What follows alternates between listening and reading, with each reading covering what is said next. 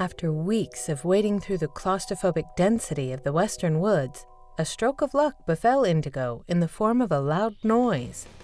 She followed this distorted cacophony until she found her way out of the woods. Indigo stood for a moment, amazed by the towering city in front of her. It was unlike anything she'd known a city to be. As she passed the enormous, dilapidated sign that read "Distort Nation," it dawned on her that her timing could not have been worse. A war of some sort had just begun, and havoc shrouded the place. "Move!" Before her mind could adapt, the full force of a trained soldier floored Indigo. Seconds after, a shrill explosion went off behind them. "What the hell's the matter with you, kid? Get back inside!" Startled, Indigo started to stutter. "But Jake, back off. She's an outsider." The grizzled warrior stood up, grabbing Indigo by the shoulder and turning to his partner. "Now you're some sort of psychic?" Smirking, the woman dressed in ragged combat attire pointed to Indigo's paintbrush necklace. Anybody wearing an accessory like that is either with Brute's looters, an outsider, or a corpse. Jake inspected Indigo from top to bottom with a sneer. "Brute wouldn't have any use for her, I'll give you that. But I'm not ruling the corpse thing out. This whole pasty vibe's giving me the creeps. Get some sun once in a while, kid. It's got vitamins and everything." As she approached Indigo, the chuckling woman smacked Jake's face on the way. She knelt down, examined Indigo for a moment, then pulled out her kid-friendliest smile. "So, hey, what's your name?" "Indigo." "Nice name. Where you from, Indigo?" "Well, it doesn't matter." Abruptly, she jumped up and dusted dirt off her scraped knee. "I just need to get somewhere fast." The older man sighed. "Taze, don't tell me you're thinking about helping this kid." Ignoring her comrade, Taze stuck her hand out toward Indigo. "We've got a fire truck. Want a lift?" The next thing Indigo could remember was pure blackness. Then a white dot appeared. It began to spiral outward. There were voices around her, and noises throughout, and she could swear something was not right. Why was she suddenly dreaming so much? This was a dream, right? It definitely was, and the cold burst of water that woke her up confirmed it. "What the hell, Jake?" "I think you underestimate how much I hate kids. Plus, we're here." Groggily, Indigo exited the fire truck. "It's a 10-minute walk, maybe 15. Just cross here and keep on straight ahead," Taze yelled. "Be careful, the bridge is kinda old."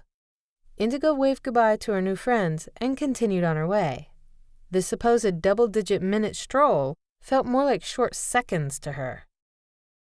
Once she reached her destination, a wave of chills engulfed the curious little girl. This, Indigo thought, used to be home. Once. Standing in front of the foreboding, rusting gates, Indigo turned her attention upwards as the first droplets of rain began to fall.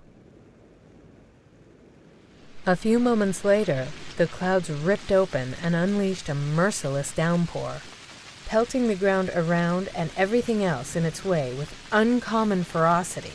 It almost seemed as if the heavens were punishing Indigo for spectral sins.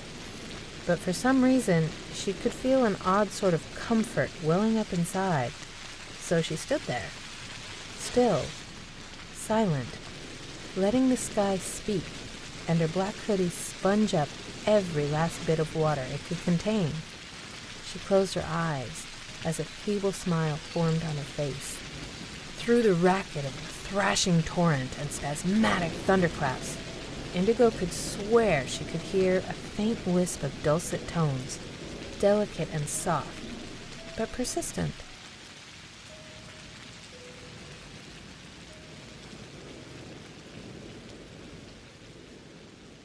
Sneaking into the asylum was child's play.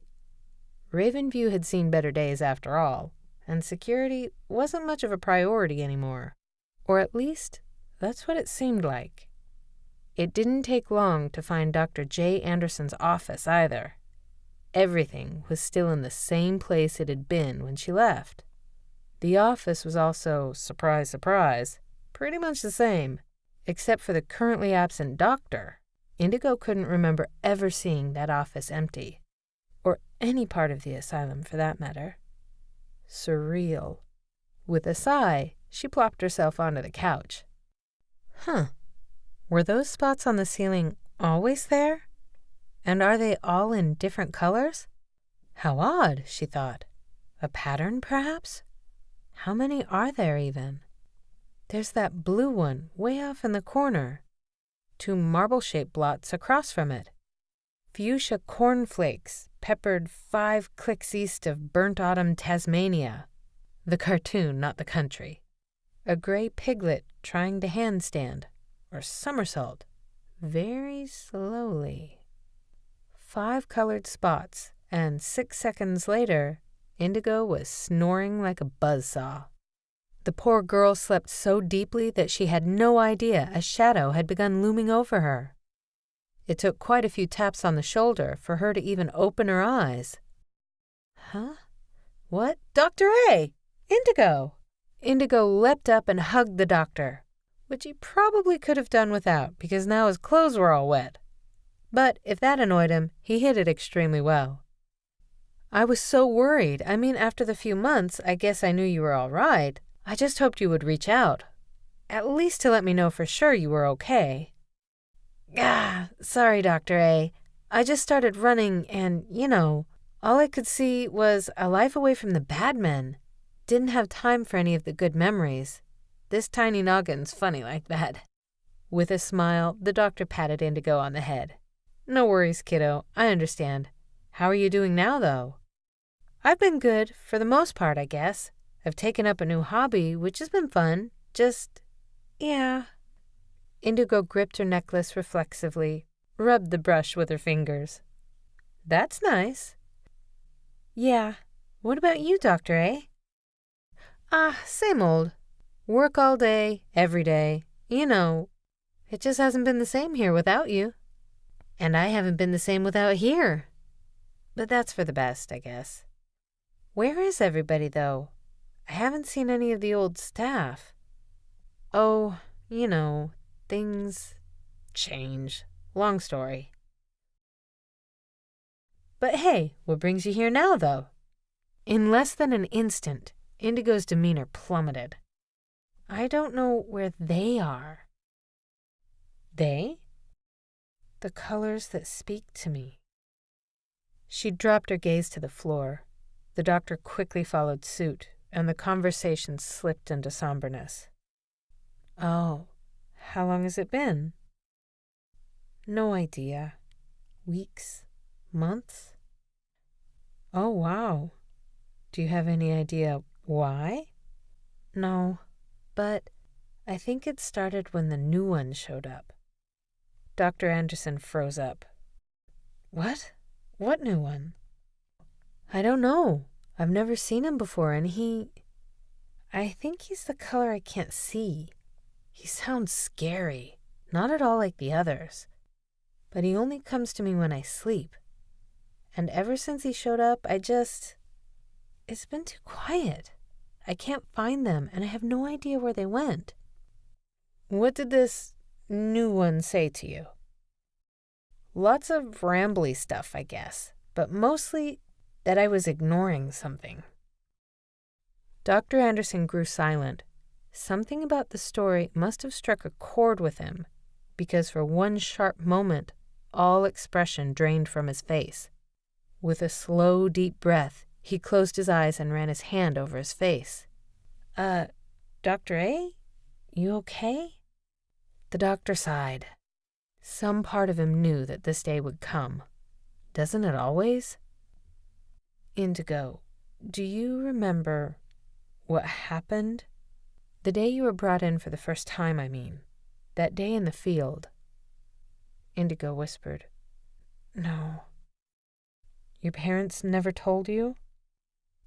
They weren't there. The doctor sighed again, still solemn, but now only half surprised. That's not true, Indigo. Your mother was there. Excuse me? She saw what happened. She told me everything. Indigo stiffened. All the words she thought she knew had vanished, gone, evaporated, leaving nothing but a billowing fog of numbness. Shock. Then nothing. Her stare at the doctor solidified, rimmed by an immovable anxiety. He did not look her in the eyes. You were playing in the field across the road, and she was watching you from her garden. You were so engrossed in your game that you never even noticed her walking to you. Then, just before she wanted to call out for you to head back inside, she saw something off. Off? She described it to me as a long, scrawling line being pulled out of nothingness, only a few feet above you. It was like the air was being ripped in half. Colors were flashing out of it, like lightning. There were weird howls, like screeches, but unnatural. When your mother looked back at you, she saw you fall to the floor, seemingly unconscious, as if you'd fainted. Then the doctor fell silent. Indigo held back as long as she could, but had to know. Then you were sucked into the black rip in a matter of milliseconds, and it disappeared. A few moments later, you dropped out of the sky, and when you hit the ground, there was a blinding flash of vibrating white. Your mother says she felt herself die. But she didn't. No, when she came to, you were lying on the ground next to her. She couldn't wake you. She wasn't even sure you were breathing. Indigo shook her head. Making sense out of Dr. Anderson's sentences was proving to be more of a task than she could have imagined. So she started at the beginning, with the most important question. Do you believe her? Yes. Why? Because. The doctor finally stared back at Indigo. There were witnesses. What? There were other people there. A man and a woman, 2 little boys and a girl. They came in with you and your mother. When they saw me take care of you, they pulled me aside. Said there was something about me that made them trust me. We spoke in my office, and they told me all about the incident, confirming your mother's story. Who are they? Were. The moment they left, it's as if they ceased to exist. Your mother claimed not to remember them, and she thought I was playing some sort of joke on her. It seems as if no other staff members or anyone else saw or could remember them either. I checked the security cameras, and sure enough, the footage showed your mother bringing you in alone. This is crazy. Because asylum? But wait, these people, what did they look like? Just normal, ordinary people, I guess. But the little girl, she had this sort of bright purplish, almost red kind of hue to her shadow. Of course she did.